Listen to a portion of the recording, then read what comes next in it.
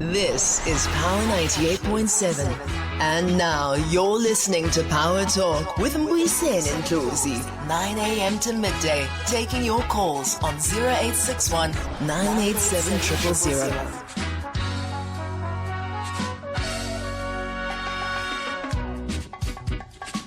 Welcome back, Bantwana Benkosi, Bantwana Bahle, Bantwana Begazi. This is indeed Power Talk on Power 987. We are going to be talking now to that matter of the taxi industry versus the e-hailing drivers. I'm joined in studio by the spokesperson of SANTACO, Phala. Welcome to Power Talk, Ma, and thanks very much for creating time to speak to us. Thanks, Doc. Good morning to you and the listeners. Thank you. And also the E-Hailing Partners Council National Spokesperson, Vhatuka Mbelengwa. Bovwa. Good morning, Dr. Ndlozi. Allow me to correct that title.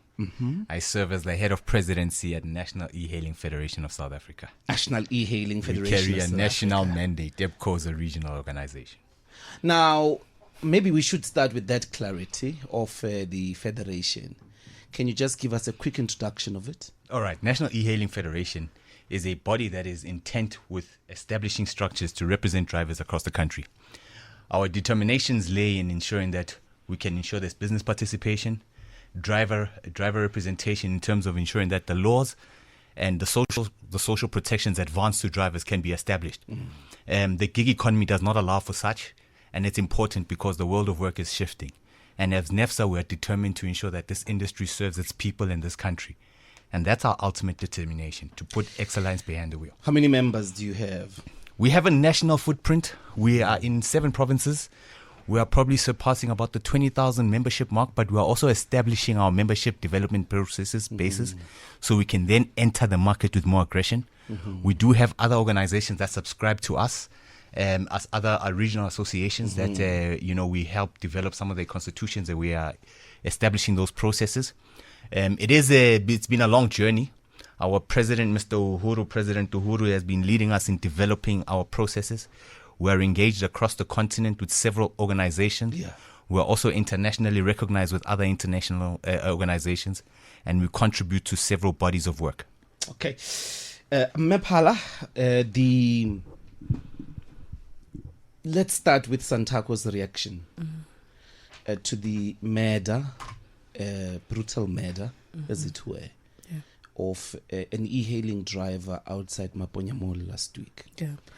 We certainly have seen statements. They've been very cold. But maybe your hearts have warmed. What's your reaction to that incident as an organization? SANTACO has learned with absolute shock to again hear of another incident happening at Maponya Mall, because remember, in 2023, something similar happened in that particular area. Although obviously the extremes are different. So we want to again convey our deepest condolences to the family of that young man, as we've now since learned, who lost his life. And the issue of the statements, Doctor, that you and many would have found to be cold, we've since established that there's been a bit of a misunderstanding of sorts. So this is what happened on the 14th, which coincidentally happened to be the same day that this horrific incident happened. During the day, the council releases a statement where we caution government that e-hailing regulations have to be speed up. It's been, over a year since President Ramaphosa signed into law the amended National Land Transport Act, and yet we still don't have regulations. At a time shortly after, we had seen e-hailing drivers protesting 2 weeks before that, saying that they feel they're being exploited and that government is not listening to them and these platforms are exploiting them and they're not making enough money. That same evening, this incident happens. By the time we release a follow-up statement now to react to that particular incident, everyone thinks that the immediate statement we released is the one where we were solely addressing the regulations and the urgency. So the statement that I'm referring to, which was speaking to regulations, was not a reaction to Soweto. It wasn't. Okay. And your reaction to Soweto is what you stated earlier. Yes, which we also released a statement about. So the next day on the 15th, Yes. we then released a statement like every South African to condemn the violence and to send our condolences. And again, to reiterate that people must guard against immediately identifying the taxi industry as, accused number one, because we don't have any evidence really. It's not like these people went there with a patrol car that's labeled taxi association, or that there's a voice note that's purported to have been done by a leader of the taxi industry or anything of that sort. So it was just that there was a misunderstanding, and it was just a terrible coincidence that the statement we released was immediately followed by the unfortunate incident. I want to just maybe push a little bit back. Whatever the circumstances, can you accept that the act, even if the evidence has not been presented, nonetheless has to do with this problem that you call regulations? And to the extent to which that is the case, it is in the interest of the members of SANTACO, the taxi industry. Even if one would not say it is commissioned, it is sanctioned professionally, but nonetheless, it's not difficult to detect that it is acting in the interest. It's like if members of the ANC, without being sanctioned, go and murder a member of, hypothetically, the EFF.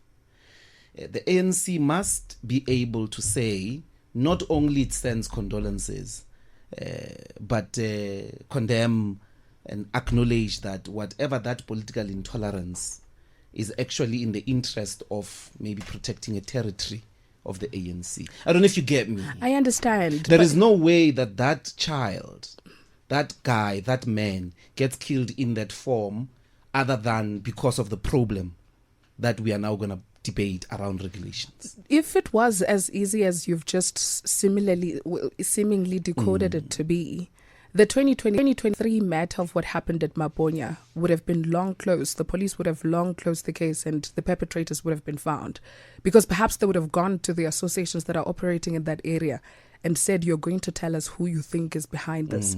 It's not as easy as that. Is it possible that you are able to appreciate that whoever did this is doing it to establish the dominance of the taxi industry over Maponya?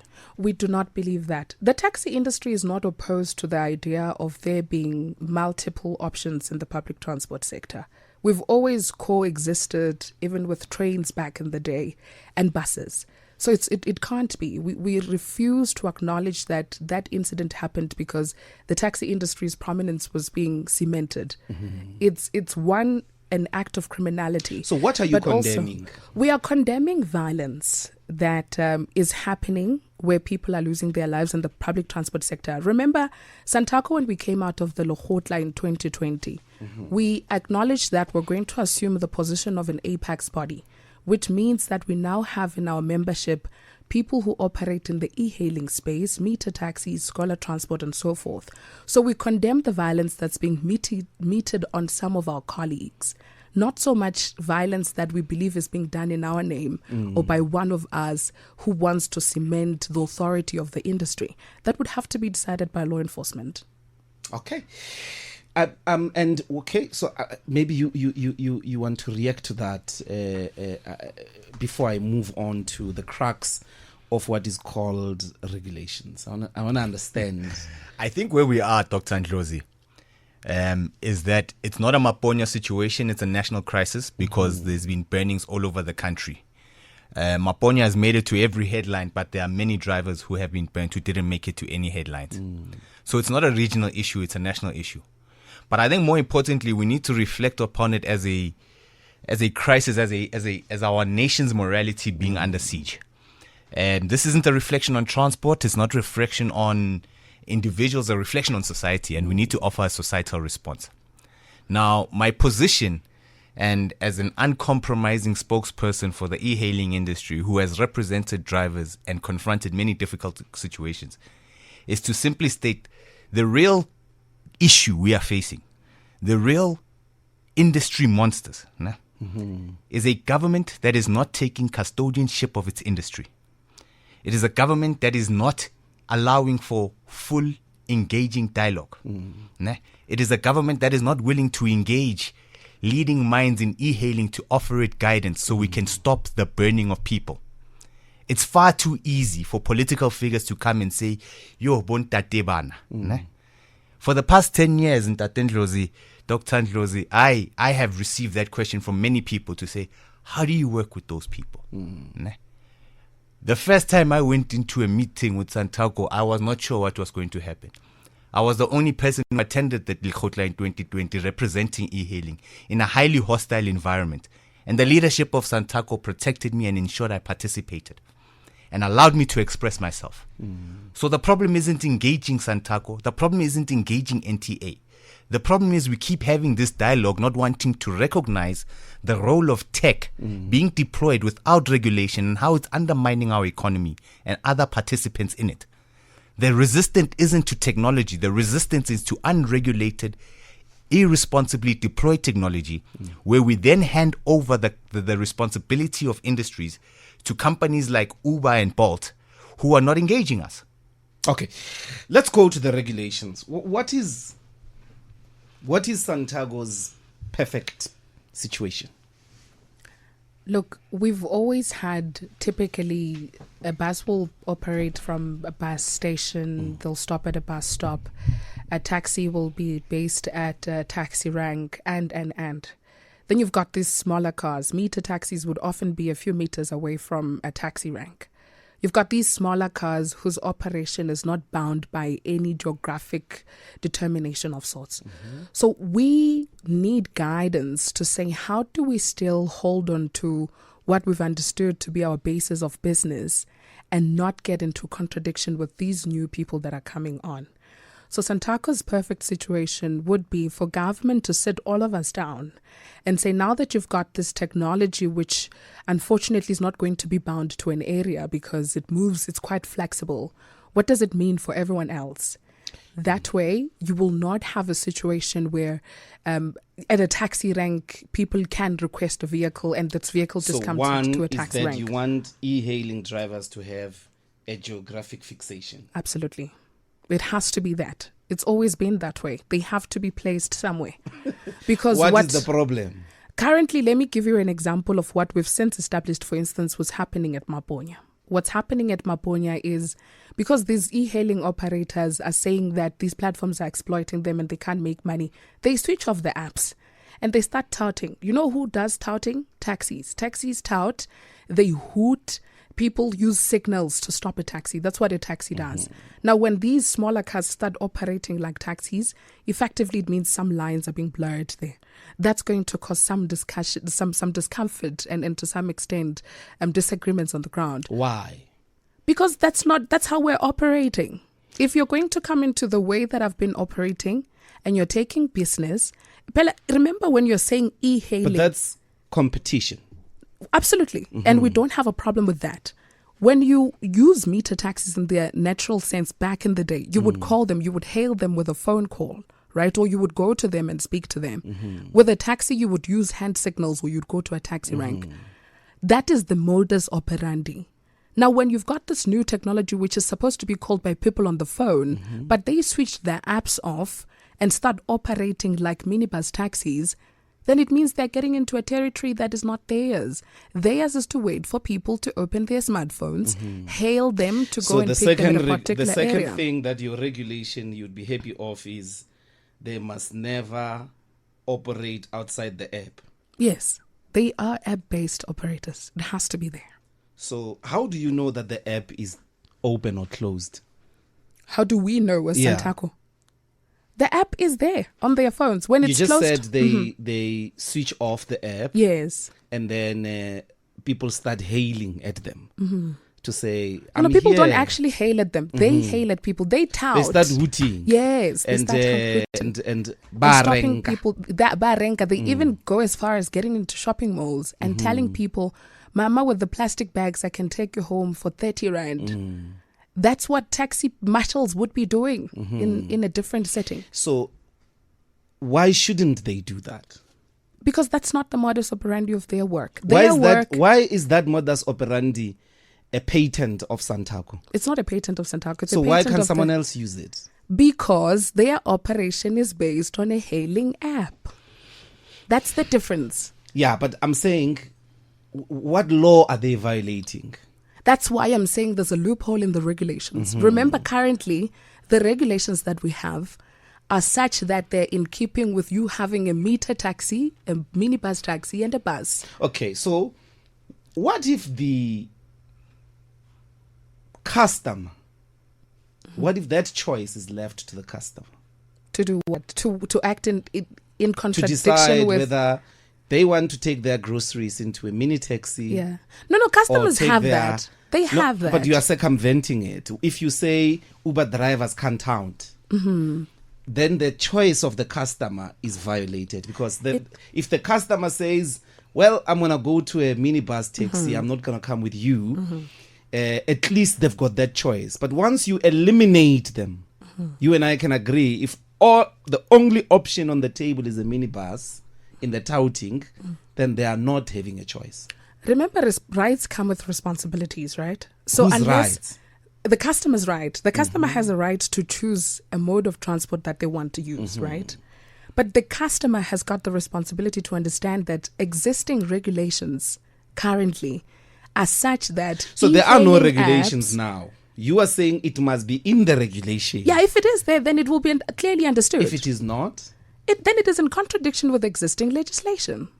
so you are able to quote me a legislation that says that particular situation belongs to the taxis only. So it's not so remember, you've got legislation in the form of an act. Then you've got regulations. Regulations are So essentially the guidance. what does the act say? Does the act say the only the taxi marshals can go The tout? act, no, the act doesn't say that. Of course. Where does it say that? The regulations, as we understand them in practice now, dictate that currently it's the taxis, the minibus taxis that So do at the touting. airport, for instance, there are meter taxis that are not Uber. Yes. They've got a Placards specific and people. area. Therefore, Laganj, they tout.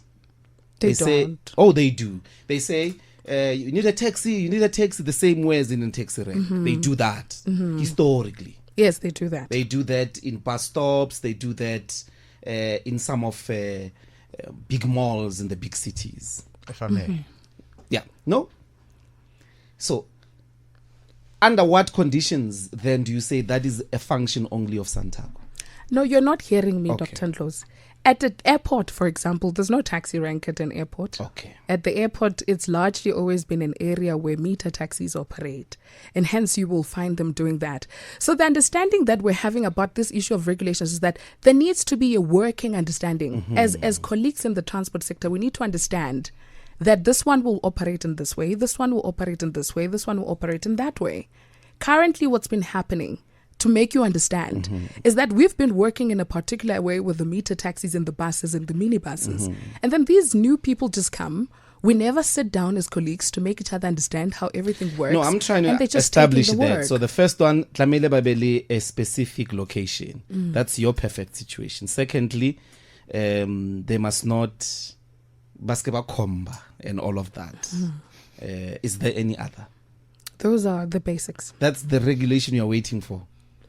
Yes, there needs to be an understanding. I think you are reducing the essence. I'm not. You just gave me 2 points. I gave you the 2 points. Okay. Yes, those are the premise Okay. within which we believe if that was to be established, would be able to work well Okay. together. But it mustn't be reduced. Because the reason why you've got disagreements on the ground now is because one gets into what has been understood to be the operation of another. And that causes the problems that we're dealing with. All right. I don't know, but I'll get back to what I feel is a limitation. Let me give the e-hailing associations time of response. First charge is that lisitsha the app off. And you start operating with signs. Yeah, you go and pick up people the same way minibuses are doing or taxis are doing. So if I'm doing local is like you start beep, beep, beep, beep, beep, beep, I can take you wherever you want for 30 rand. Yes. Firstly, is that situation, can you confirm it? One, and can you agree that that means you're no longer electronic hailing I can based? I can confirm it, but I can also further quantify it and qualify it for you, Doctor. In the recommendations of regulation that we have put forth as e-hailing, we ourselves have said we must have influx control. So the amount of vehicles being made available on the platform must be in relation to the demands of the economic hub we're within. So historically, meter taxis at a mall, the municipality was the custodian of how many permits were being issued. Nah? Now, it's no longer the municipality. The app companies are the custodians upon themselves. And this is creating a situation whereby they are saturating their market. They are dumping too many vehicles in their space. And hence you are finding a situation where people are ranking. Some of them are not even on e-hailing. They've bought cars to go and rank directly as drivers and hiding under the guise of being e-hailing. Because most of the e-hailing guys are happy to work on the app. They're happy to wait across the road from the mall to make it safer for everybody. But the oversaturation that we do not have control over is what's causing the problem, is what's creating an impasse on the operational space where we must come together, whether it's at malls, whether it's at taxi ranks. Why then are you waiting for government? I'm not sure where. Of course, I get the government angle. Precisely what causes the conflict if this agreement is established? No, it's not that the agreement is established. I think what we need to appreciate is if that e-hailing drivers are amenable, because the way you are speaking, it's like there is no problem. No. Here's the problem. Né? There's an expectation that the diagnosis or the solution or the problem lays between e-hailing and your traditional minibus taxi industries, right? And that's where the conflict is experienced. But the decision to allow Bolt and Uber to saturate the market, that can only be halted by government. And hence we're calling for government to be the custodian of industry and put controls. Remember, Dr. Ndlozi, everybody's got a right to healthy economic participation. Everybody's got a right to choose which service provider.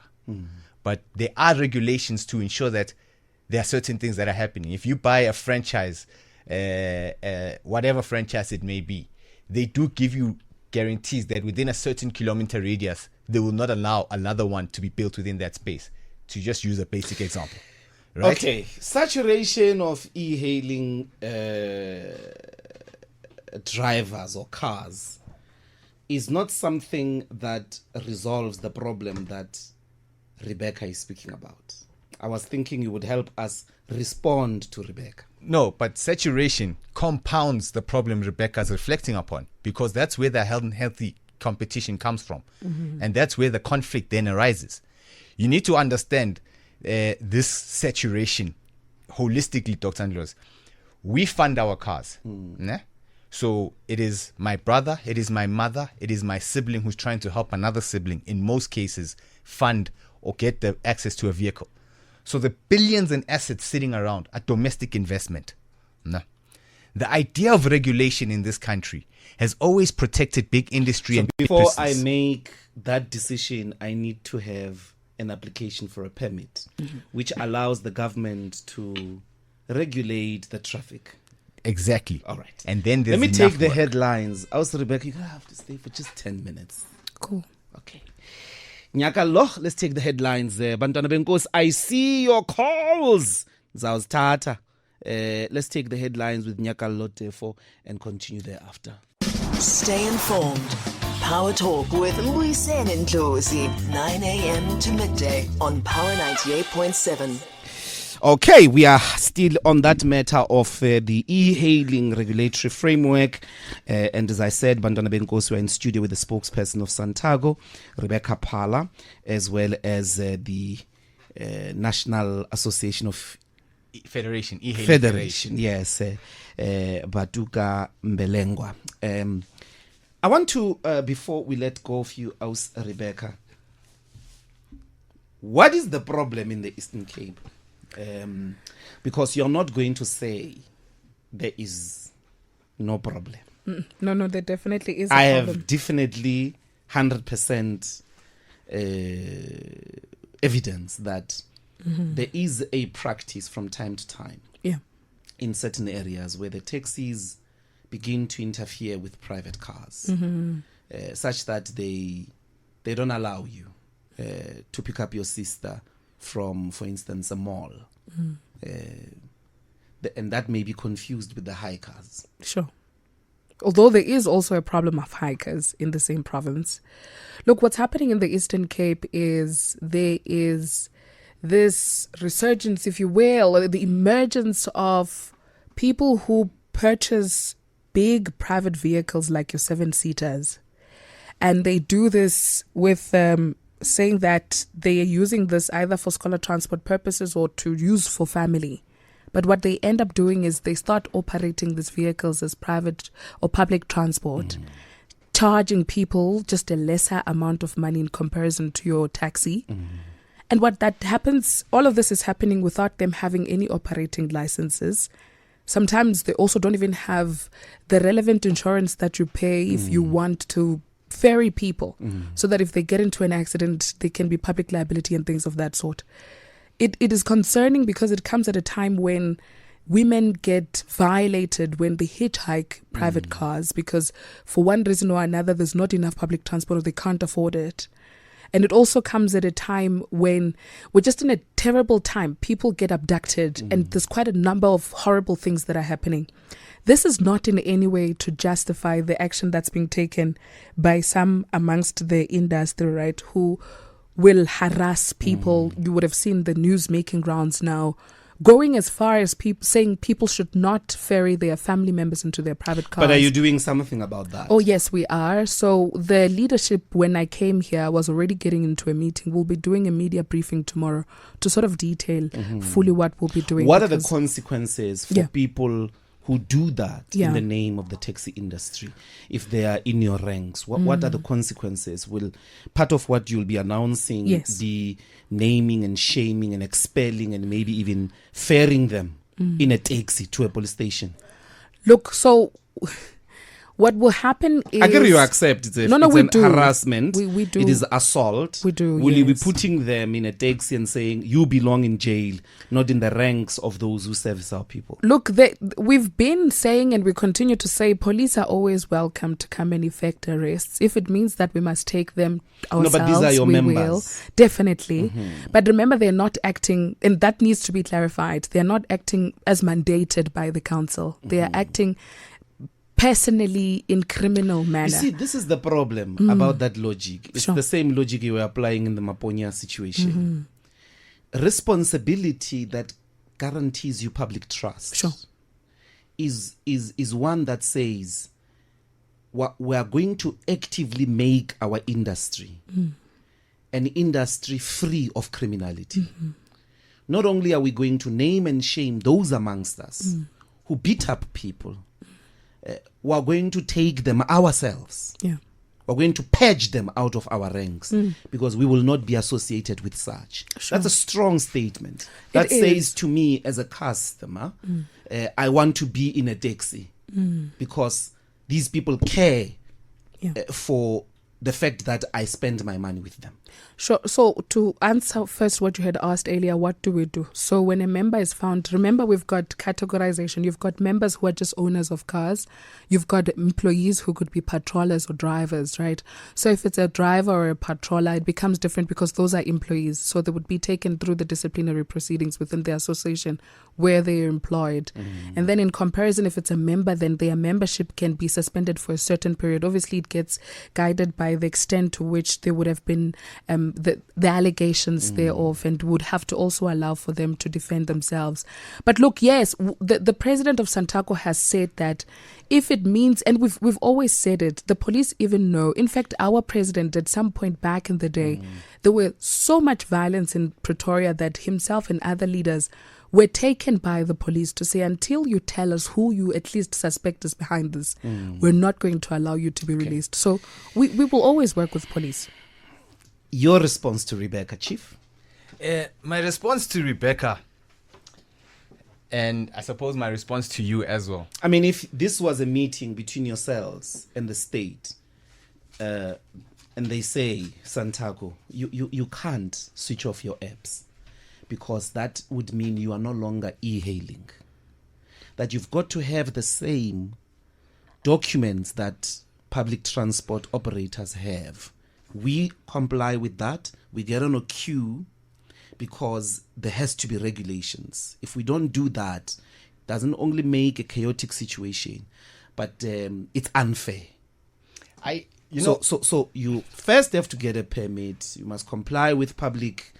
You see that due process you're describing, but in the main, you can't switch off your app. That due process you're describing has collapsed. It's not working. Gauteng hasn't had a proper permitting regime in how long? We've been under moratorium. Let's leave whether it's there or not. Is it something you agree? Dr. Ndlozi, you seem to have a resistance to me wanting to hold government to account. Oh, they're and not we're here. looking for a solution. But I can't sit and blame SANTACO at will and blame the taxis. But do you agree with But them? I agree with the fact that regulation must come in to address these facts. Regulation, a tech approach, must be adopted not for e-hailing but for whole of public transport.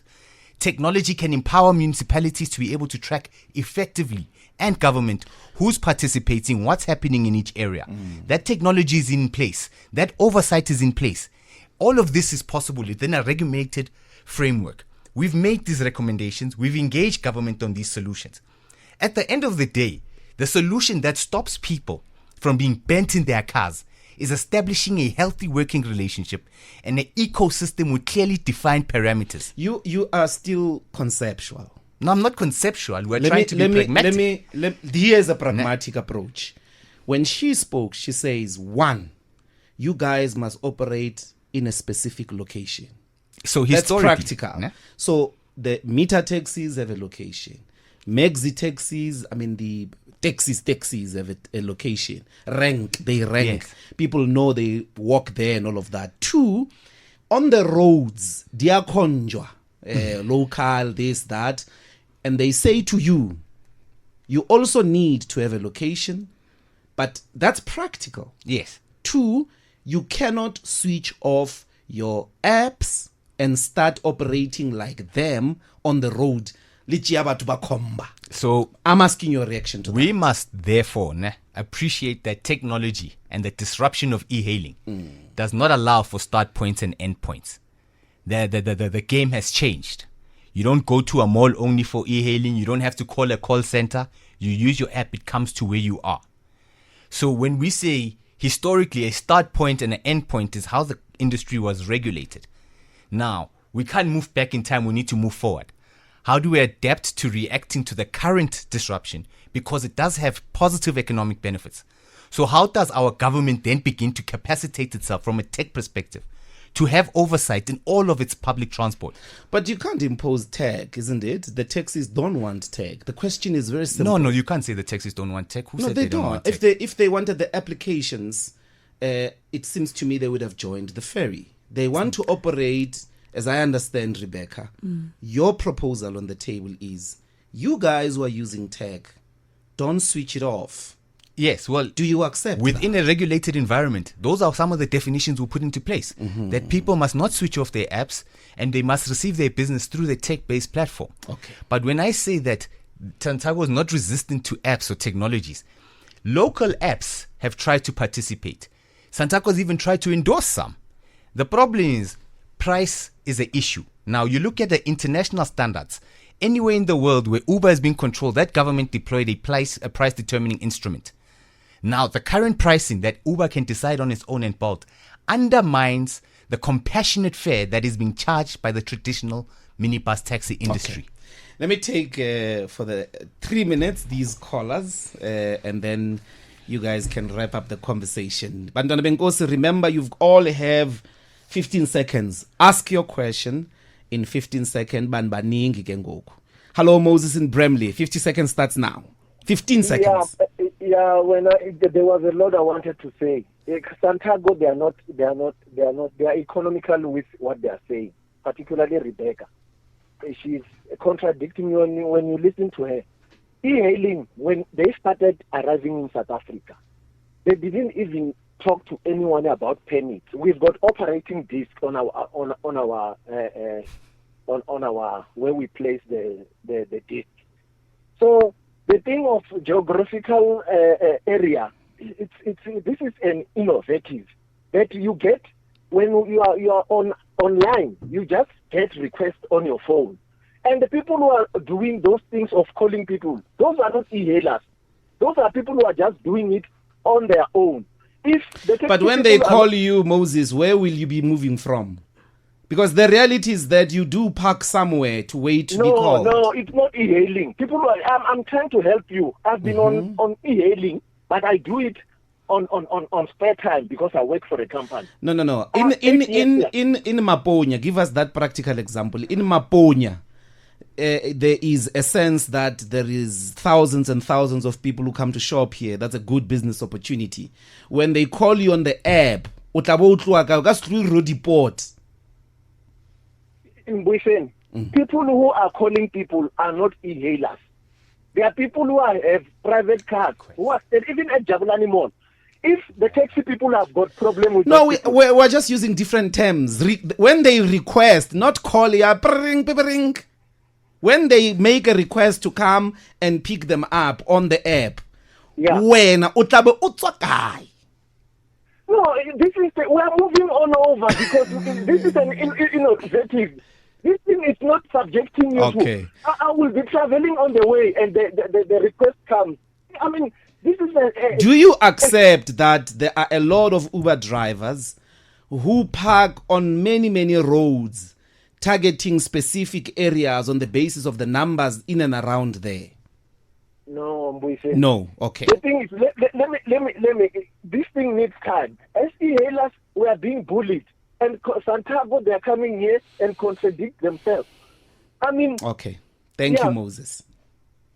That's Moses there. Ndebele, 15 seconds. Good afternoon or morning, everybody. So yes. If you can give me a chance without interrupting me, because I think this guy who left now wanted to explain, but he didn't get a chance enough. Okay, what will I say now is your guest has run out of facts today. What's happening, we are not touting. Touting will never give you business than an app. An app will give you more business. So people who are touting, they think they are e-hail people, but they are not e-hail people. Because I will benefit through the app than touting.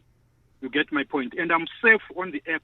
And when it comes to documentation, if you can compare the taxis and the e-hail, e-hail has done more paperwork. Like we are being checked, like a background check, fingerprint every year, the documents, ID, and everything. So it's easy for you to trace me than taxis. Then this thing of a permit, you apply for a permit, you will wait for 2 years, and this is not our fault as drivers. Okay, thank you very much, Ndebele. I've got a lot of calls. Okay, unfortunately, time is not on our side. Yeah, thank you very much. Humbulani. Mbuyiseni Ndlozi, good afternoon, good morning. Mbuyiseni, this case, some of us we have been there before Uber came. When the Uber came, we started with Uber to operate with them. 2015, it happened, the fight between meter taxi, those who started with Uber and those ones who are still behind there as meter taxi. It started like this, and we saw it and we said it, that this thing is going to escalate to the taxi industry, the big taxis, this quantum. If the government is not regulating these companies, then the government came up with the regulations. But the e-hailing companies, they don't want to be regulated. One, because one of the regulation, it states that all these e-hailing companies, they should take maximum of 6% from any driver. So the e-hailing companies, they're taking between 25 and 45 right now. So they're benefiting from it. They can't push for the government to regulate them because they're benefiting. Second thing is the price. A minimum charge, there is a minimum charge that you have to be charged. If you are charging people 23 rand for a car that can accommodate 4 people, is there any need for a rider to go to the taxi? There's no need, because they can combine that 23 rand together, and then they take an Uber or Bolt. Okay. But when it comes to the owner of the car, what is he benefiting from it? Okay, Humudani, Dorubwanga Amanda. Nda. Last one, Sydney. Morning. Morning. 15 seconds, my man. Yeah, look, man, Ndlozi, this thing, we can talk, but at the end of the day, the taxi industry, they are just bullying us each and everywhere we go. You know, Ndlozi, my sister there is talking about people switching off apps. How did she see that people who switch off their apps? Because they start touting. She says they start touting. Let me tell you something, doctor. It's a lie. Okay. I used to work at Maponya Mall there. We used to pick up at Maponya Mall. And then suddenly, these taxi people start fighting and say we must no longer come inside there. And then there was no issue of other people who switch off their apps. That's a lie. And then secondly, is the issue of there are still some areas where, doctor, we are not allowed to pick up or to even drop off. So what do we call such situations? The area like Peshacres. If you know, I don't know if you know Peshacres Mall. The opposite road, there is a garage there, a Sasol garage. If they find you picking up there, then they take you to their tax rank, they demand money. In Tembisa there is a circle next to the mall there. Okay, Sydney, I gotta go. Let me give them a chance to respond. I think it's sufficiently clear. No-go areas. Agreed? Yes. Yeah. Okay. Let me start with you, my man. 3 minutes. Dr. Ndlozi, I think I'd like to stipulate the position of NEFSA and our determinations as an organization is that we want to advocate for a fully regulated environment whereby within e-hailing, the exploitation is vast. And people, the conflicts that are happening with the taxis are distracting us from confronting the exploitative behaviors that the drivers are experiencing. The Competition Commission describes what we are earning like slave-like wages. And in democratic South Africa, where we've got a Labor Relations Act that seems to really have determinations to protect labor, we really need to give expression to this act within the gig economy to protect our investment, to protect our labor, so we can stop the exploitation. I think the exploitation being experienced within e-hailing is greater than any kind of exploitation we've ever experienced historically. You know, it qualifies there with the mining exploitation, apartheid exploitation, colonial exploitation, and we need to confront this. And we are simply saying, more than anything, it's government. Because at the end of the day, when there's issues, we look to our government, we look to our MECs, we look to our ministers. Okay. So government must be the custodian of industries and they must take account for it. Rebecca? South Africans must wake up now before it's too late. If we allow these foreign-owned app companies to come and dictate terms and ill-treat South Africans who are trying to make an honest living, we're going to wake up one day without any other form of public transport and many people in debt because most of the people also are still paying for these cars. But the bullying, man, Rebecca. Sure. Secondly, the taxi industry. Can you respond to this bullying culture? Look, we acknowledge, Dr. Ndlozi, I must say, because maybe I'm not being heard clearly. We acknowledge that there are these pockets of people who bully South Africans in the industry. They don't sound like pockets. They sound like bags. Semantics. No, we're running out of time. Pocket means 2 minutes of the time. Look, we've got over 250,000 taxi operators across the country. And the bullying is possibly 80%. We would need to quantify it, right, to be able to. But we're acknowledging that it's there. We're not just folding our arms. When we speak tomorrow, we'll talk about how we're going to complement existing methods to be able to bring them to book. We understand. But we want everyone to understand the taxi industry is still all that we have. We still continue to transport the biggest part of South Africans. We remain the most affordable. And we want for them to work with us. But also, let's empower law enforcement. Let's ask them how far are they with the investigations that they're doing in relation to these cases. Can the police deal with real issues? If you were to professionalize your service, professionalize conflict resolution, even amongst yourselves, if the roots being fought against, the violence is not something we want to identify with. No, absolutely. As a society. Oh, absolutely. Look, it's not the easiest task, but doesn't mean that we're just folding our arms. It's just that, unfortunately, Dr. Ndlozi, when we hold policy conferences and when we have sessions where we talk about how we're professionalizing the industry, there's no appetite from the media. You only call us. No, we don't want like police. We want implementation. How are you going to implement if you will be implementing coming from where? Okay. You need to be guided by something. Here is the reality. Many people are experiencing the industry this way. Yeah. 30 years into democracy, the industry is amongst the oldest in our country. It's a consistent, haunting problem. Sure. So I don't want that. It's like those people who say, let's go to the dialogue. You just want a sense of, we've been doing this thing for too long. Sure. We have established culture. We have established tradition of human relations. And that's the sense society is asking for. My problem is you only call me now to respond to this. You must call me separately once so we can talk about what we've been doing, because we are doing work. Can you do that? Okay. Tomorrow, what time is the press conference? It's going to be at 11 o'clock. I'm going to dip in live in the show. Great. For South Africans of Power FM to hear what SANTACO wants to do. Great. We'll chip in, but the killing has to stop. And it will. Okay. Thank you both. It's 1100 hours. Bantwana Benkosi. We'll definitely revisit the conversation, and maybe Rebecca will give us the president next time. And the e-hailers will also bring Uhuru, who is the president. And Uhuru, our leader, will be available. I can commit him. So that we can hear how we can arrest this situation. I've learned a lot in this conversation, and thank you both for creating time to speak to us. Thank you. Thank you. It's 1100 hours. Let's take the headlines, Bantwana Benkosi. It's actually the news with Nyaka Lotef.